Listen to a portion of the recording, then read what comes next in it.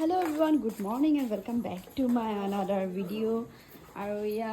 কালি হিহঁতে 5টা মান পোৱালি দিছিলে তাৰ ভিতৰত গুটেখিনি মৰি থাকিল এটাই থাকিল আৰু এই কেইজনী পাৰ সদায় আহি দিগদাৰ দিয়ে মই পোৱালিটো দেখাই আছো ৰব হা আৰু ইয়া চা ইয়া বিহুৱাই ৰ'দত শুকাব দিছো আৰু এই যে পা মোৰ মানি প্লান্ট আৰু এইটো কিবা প্লান্ট কয় নাজানো আৰু কি প্লান্ট তাৰপিছত পুহুটো ইয়াতে থৈছো ক'ত গ'ল পুহুটো ক'ত গ'ল বেচেৰাটো কোন ভিতৰলৈ নাই গৰমত মৰি থাকিব